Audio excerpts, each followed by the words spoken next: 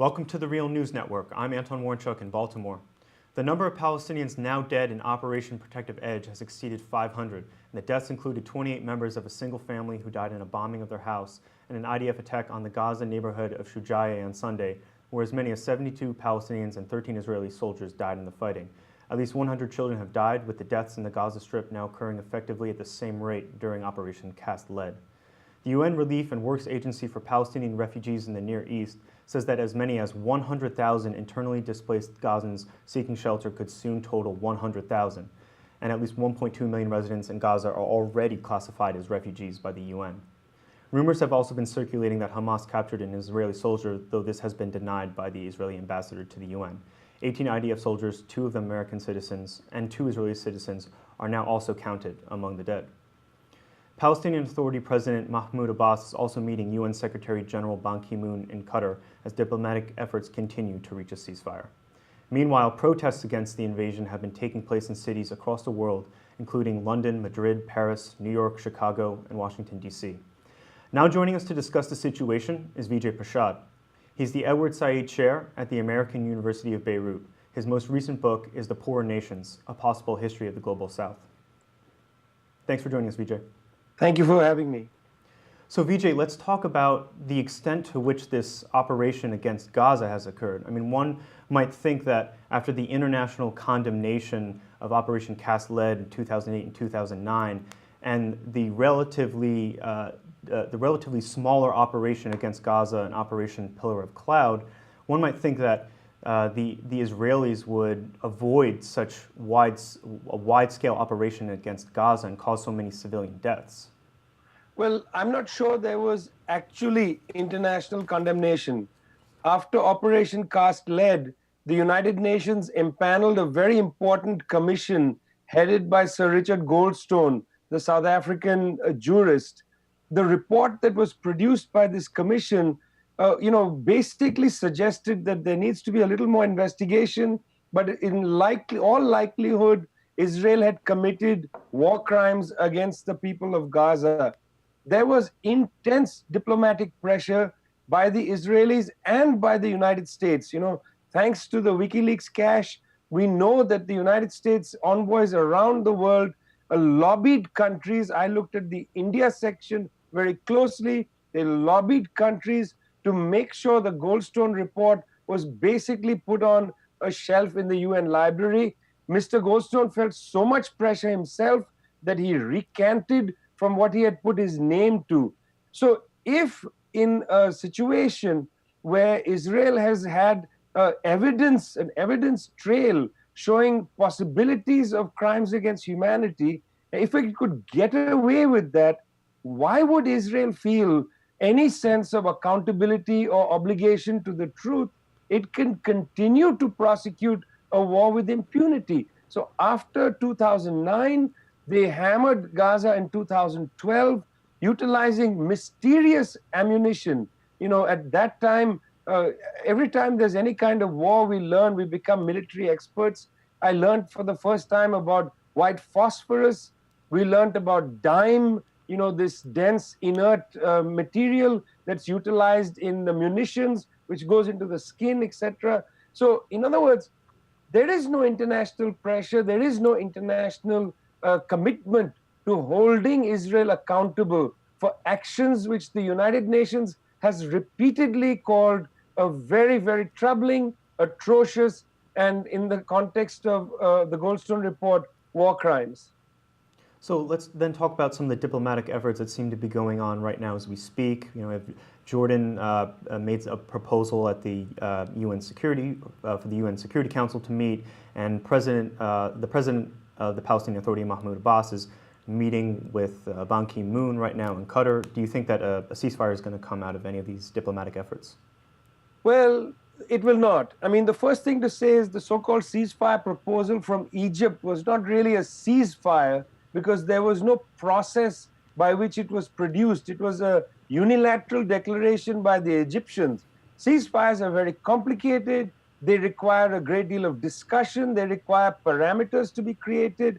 They require the parties that are in conflict to agree to a process. So that was actually not a ceasefire, process. It was not a genuine ceasefire, and it has thrown a lot of smoke into the air because the Israelis have said, "Well, we accepted that ceasefire. Hamas did not. Therefore, we are in favor of peace. So, in order for us to be in favor of peace, we shall bomb more." Just to set that aside, that was not a real ceasefire.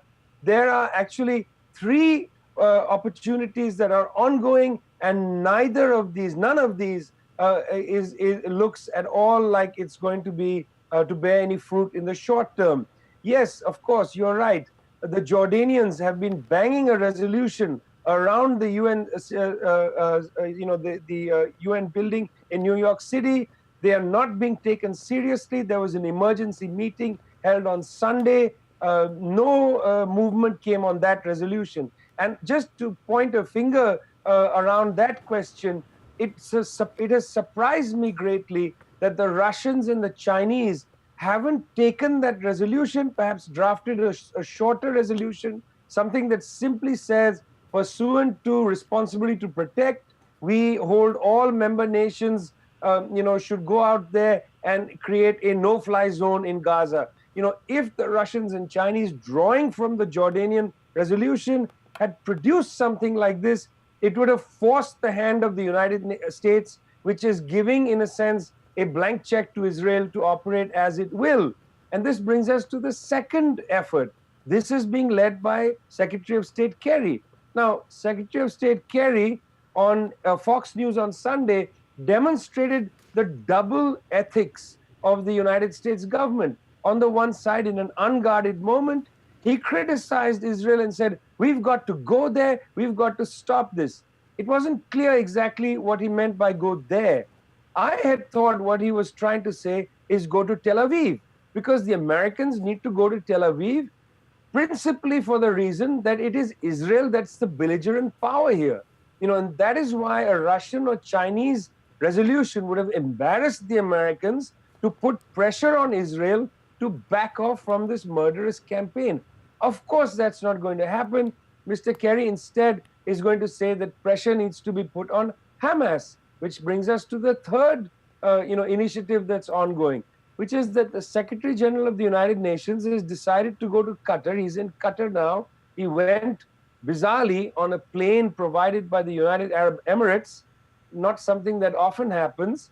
But he arrives in Qatar. He meets with the head of the Palestinian Authority, Mr. Mahmoud Abbas. But in that very meeting, the optics suggest, or the kind of the point that is emphasized is that Mr. Ban went to the Middle East to pressure the Palestinians to do something to end the war. And this is the Israeli story, which is that the Palestinians are the authors of this war. I think this is very bad form. None of this puts pressure on Israel. Everybody is trying to put pressure on the Palestinians, but the Palestinians are not the author of this war. Therefore, with no pressure on Israel, there will be no end in sight of this very murderous campaign that the Israelis are conducting over this last 2 weeks. Okay, what do you think can be done in order to bring an end to the Israeli operation against Gaza? Well, frankly, I think that right now pressure needs to be put on the Russians and the Chinese as serious P5 powers. They need to utilize the United Nations Security Council to put pressure on the Americans. Thrice on the question of Syria, the Americans put forward resolutions that they knew the Russians would veto or that the Chinese would veto. And they did that because they wanted to embarrass the Russians and the Chinese, vetoing a resolution while people were dying in large numbers in Syria. I think it's about time that the Russians and Chinese develop some confidence, put a proposal out there, force Samantha Power, the US ambassador to the UN, force her to veto that resolution. If indeed people like Mr. Kerry are feeling the heat, they understand that there is an unethical way in which they're operating in the world. On the one side, privately saying that they really think this bombing campaign is murderous. On the other side, in public, saying we support Israel 100%.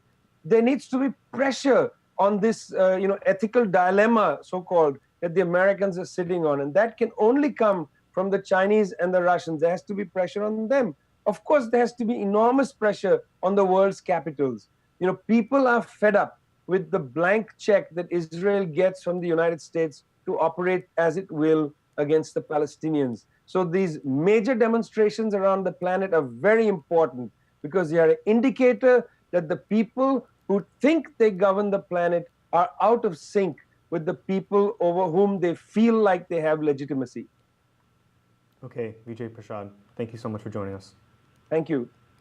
And thank you for joining us on the Real News Network.